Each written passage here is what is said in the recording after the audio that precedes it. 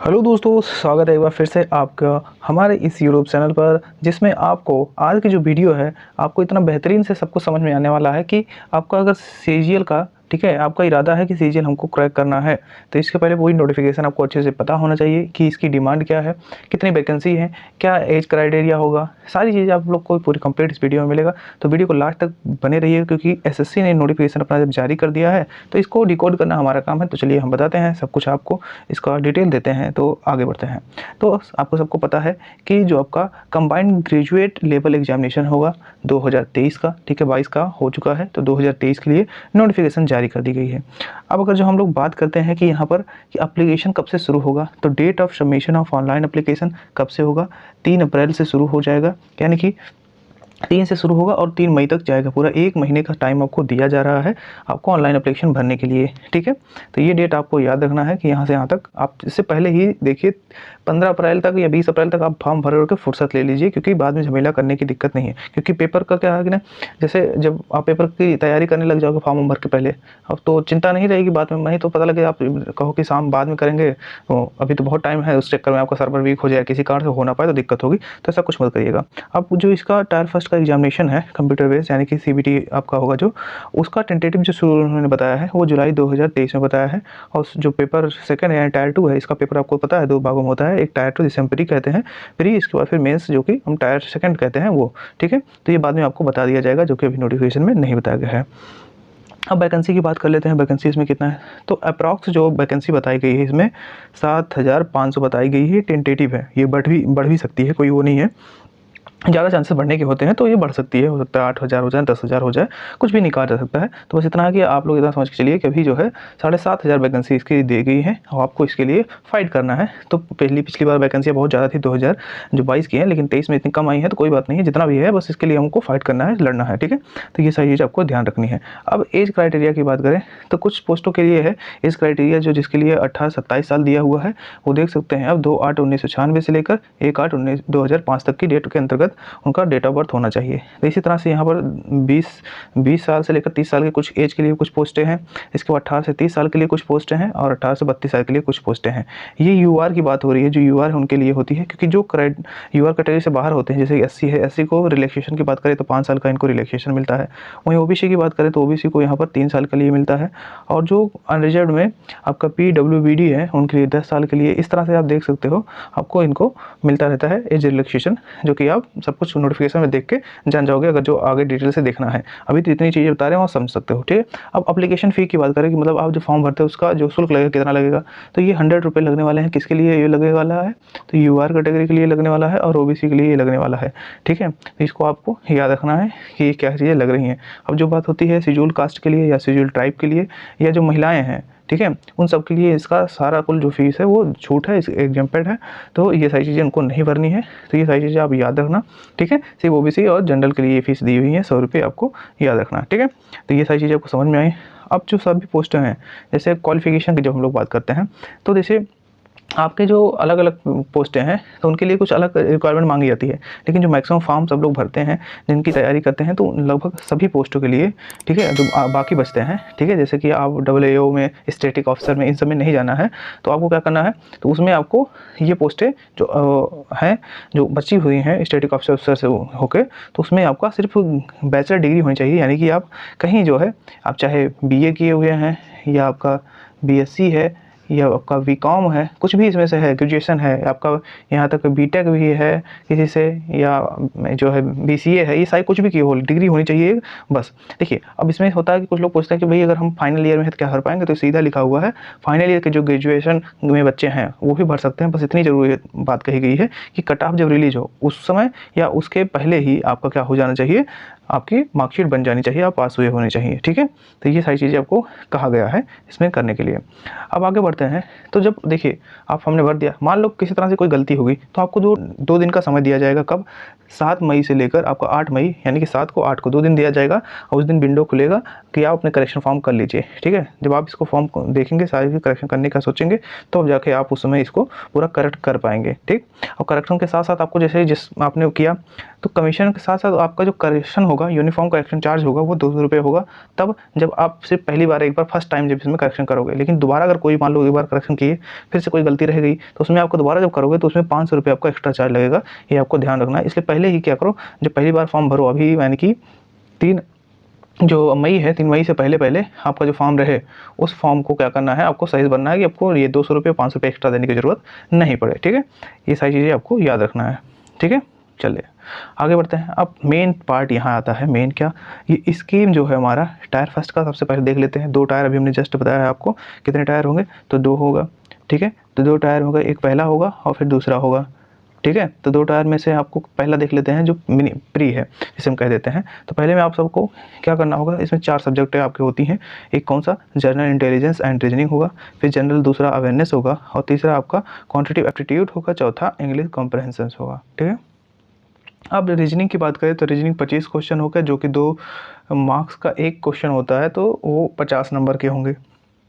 General awareness भी आपके 50 number के होंगे, और क्वांटिटेटिव एप्टीट्यूड जो है, क्वांटिटेटिव एप्टीट्यूड आपका वो भी 50 नंबर का होगा, जो कि 25 क्वेश्चन है।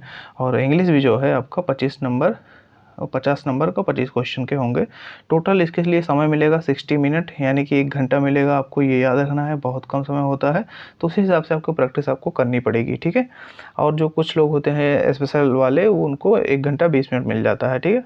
तो इसको आपको याद रखना है। अब देखिए टायर फर्स्ट जो होगा ये ऑब्जेक्टिव टाइप होगा, आपको पता है MCQ होता है, आपको CBT एक मिलेगा, कंप्यूटर मिलेगा, उस पर ऑप्शन वाइज दिया रहेगा, तो मल्टीपल चॉइस क्वेश्चन रहेगा, इसमें आपको कोई दिक्कत नहीं है, ठीक है। इंग्लिश हिंदी दोनों में रहेगा, लेकिन जो इंग्लिश वाला सेक्शन है वो तो इंग्लिश में ही सिर्फ रहेगा, हिंदी में तो वो रहेगा नहीं, ठीक है। इसमें नेगेटिव मार्किंग की बात करें तो 0.50 की जो है नेगेटिव मार्किंग आपका है, इसमें आपको ये याद रखना है।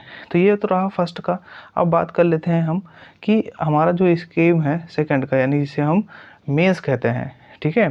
तो टायर सेकंड जो है, इसमें देखो इसमें 2 पेपर होता है, ठीक है। आप पेपर की बात सबसे पहले करेंगे तो इसमें 2 पेपर होता है। पहला पेपर हम लोग देख लेते हैं। तो पहले पेपर में भी आपको सेक्शन दिखेंगे, फिर उस सेक्शन में पहले पेपर में सेशन दिखेंगे, फिर सेशन के अंदर सेक्शन दिखेगा, फिर सेक्शन के अंदर आपका जो है, आप यहाँ देख सकते हो, मॉड्यूल दिखेगा।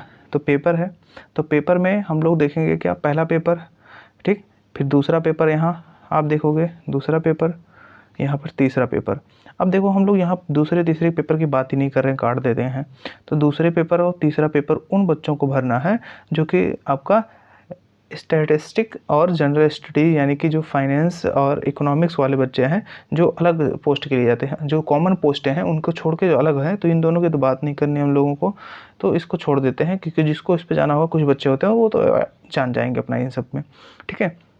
तो हम लोग सबसे पहले बात किसकी करेंगे, तो हम लोग सिर्फ पेपर फर्स्ट की पहले बात कर लेते हैं। पेपर फर्स्ट में यहाँ पर आप लोग तो देखोगे कि ये चीज़ें, सेशन पहले हमने देख लेते हैं। पेपर फर्स्ट में सेशन, जब सेशन देखोगे तो पहला सेशन ये होता है, ठीक है।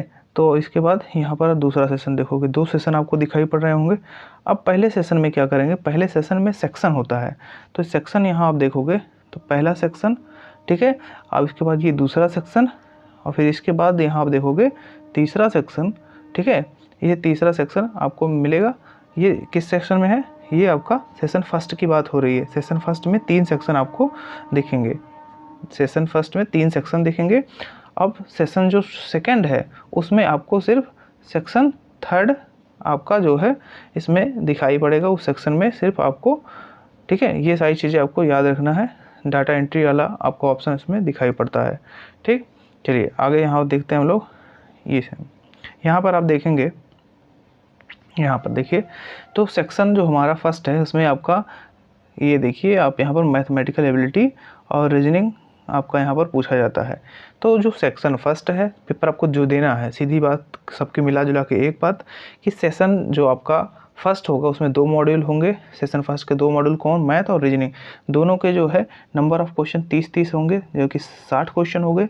और 60 क्वेश्चन के लिए मतलब एक क्वेश्चन के लिए 3 नंबर मिलता है, 60 × 3 करके 180 नंबर्स आपको हो जाएंगे टोटल मैथ और रीजनिंग के मिला के, जो कि इनको कॉमनली 1 घंटा दिया जाएगा अलग से सेपरेट, इन दोनों सेक्शन के, मतलब आपको मैथ और रीजनिंग को मिला कर 1 घंटे में आपको करना पड़ेगा 60 क्वेश्चन, एक क्वेश्चन के लिए 1 मिनट, ये मान सकते हो, ठीक है। अब दूसरे सेक्शन की बात करें, यहाँ पहले सेक्शन की हो गया, दूसरे सेक्शन में आपका इंग्लिश है और आपका GS है, ठीक है। अब इन दोनों के लिए भी आपको क्या करते हैं, नंबर ऑफ क्वेश्चन जो है इंग्लिश के 45 है और 25 जीएस के हैं, तो मिला के टोटल 70 हो जाते हैं। 70 क्वेश्चन के लिए 3 से मल्टीप्लाई करेंगे 210 जो है, यानी कि 210 मार्क्स किसके हैं आपके रीजनिंग मैथ और उसके रीजनिंग के कितने हैं 180 हैं, लेकिन वहीं इंग्लिश और जीएस के 210 जो है मार्क्स आपके हैं। इसके लिए भी 1 ही घंटा मिलने वाला है, आपको ये याद रखना है, ठीक है। तो ये सारी चीज़ें इतनी इसकी हो गई कि पहले हम लोगों को क्या करना है, रीजनिंग और मैथ एक साथ देना है एक सेक्शन में, फिर इसके बाद हमारा इस सेशन में फर्स्ट में हो गया, फिर दूसरे सेशन में हमको इंग्लिश और जीएस देना है जो कि 70 क्वेश्चन होगा, ठीक है। ये चीज़ें आपको समझ में आई, कोई दिक्कत इसमें नहीं होगा। अब सेशन थर्ड जो होता है उसमें क्या होता है कि कंप्यूटर नॉलेज हमारी टेस्ट की जाती है, ठीक है। तो कंप्यूटर नॉलेज में क्या होगा, ये 20 क्वेश्चन आपका टोटल इसमें दिया रहेगा, ठीक है। एक क्वेश्चन 3 नंबर होने की वजह से ये भी 60 नंबर का जो है आपका पेपर मतलब बनेगा पूरा।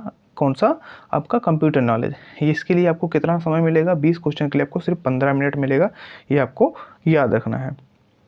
और 15 मिनट ही आपको मिलेगा कि आपका जो डाटा एंट्री टास्क है, ठीक है, डेस्क जॉब है, डेस्क है, वो आपको कितने समय में करना है, 15 मिनट में ये भी करना है आपको, 15 मिनट में ये भी करना है।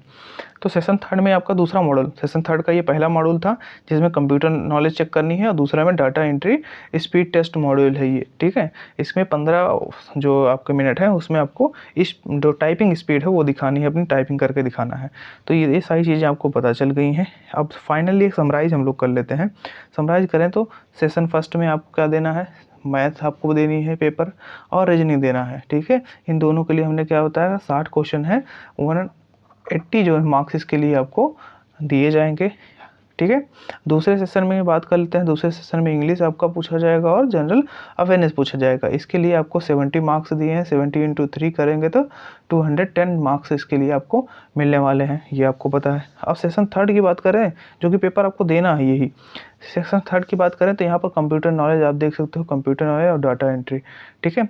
अब यहाँ कंप्यूटर नॉलेज के लिए आपको कितने मार्क्स मिल रहे हैं, 60 मार्क्स मिल रहे हैं, क्योंकि 20 क्वेश्चन इंटू 20 × 3 = 60 मार्क्स, ठीक है। और यहाँ पर आपको 15 मिनट मिल रहे हैं किस चीज़ के लिए, सिर्फ टाइपिंग स्पीड दिखाने के लिए। समझ में आया ये सारी चीज़ें। अब जो मॉड्यूल सेकंड है किसका, सेक्शन थर्ड का और पेपर फर्स्ट का। तो यहाँ सेक्शन थर्ड का जो सेक्शन जो है सेकंड है, यानी कि इसकी बात कर रहे हैं हम लोग डाटा एंट्री स्पीड की। इसमें आप लोग देखोगे डाटा एंट्री स्पीड में, यानी कि DEST जिसे हम लोग बोलते हैं, डाटा एंट्री स्पीड टेस्ट। इसमें जो पेपर फर्स्ट में होगा क्या होगा, इसमें आपको 15 मिनट दिया जा रहा है, ठीक है। ड्यूरेशन कितना, 15 मिनट में। अब 15 मिनट में करने के लिए आपको क्या बोला जा रहा है कि आपको एक पैसेज दिया जाएगा लगभग कितना 2000 वर्ड का, ठीक है। 2000 उसमें की डिफरेशन आपको दबाना है, मतलब 2000 वर्ड आपको दबाने हैं, की मतलब जो लेटर होते हैं जैसे आपके कीबोर्ड पे, तो आपको 2000 बार उसको दबाना है, ठीक है। तो ये कितने से में करना है, आपको बोला गया है कि भाई 15 मिनट में आपको करना है। तो ये सारी चीज़ें आपको पता होनी चाहिए थी, जो कि यहाँ तक हम लोगों ने देख लिया है, सारी चीज़ें हमें क्लियर हो गई हैं। तो वीडियो अगर अच्छा लगा है तो एक बार क्या करते हैं, आपको थैंक यू बोल देते हैं, और वीडियो को हमारे इस को लाइक करके शेयर कर देना यार, क्योंकि देखिए आप लाइक जब कर देते हो ना तो इसके लिए आपको ना हमें मोटिवेशन मिलता है, ठीक है। तो चलिए कोई बात नहीं, अपनी तैयारी बढ़ाने जारी रखिए, और ऐसी अमेजिंग वीडियो देखने के लिए हमारे चैनल पे बने रहिएगा। और चैनल पे बहुत सारी जीएस की ऐसी चीज़ें हैं, देखिए जीएस आपका बहुत प्रॉब्लम क्रिएट करता है, क्योंकि जीएस 25 नंबर का 25 से 75 यानी कि 75 मार्क्स का आपका क्या आएगा, सिर्फ जीएस ही आएगा। तो जीएस में नंबर स्कोर करने के लिए अच्छा था और जीएस पढ़ना पड़ेगा। तो जो बारीक बारीक जो इंपॉर्टेंट जीके होती हैं, करंट अफेयर होता है, सारा अपलोड होता रहता है चैनल पे। तो आप जाइए सारी प्लेलिस्ट देखिए उसमें और क्वालिफाई करिए इसको अच्छे से, ठीक है। चलिए मिलते हैं अगली वीडियो में, तब तक के लिए जय हिंद जय भारत।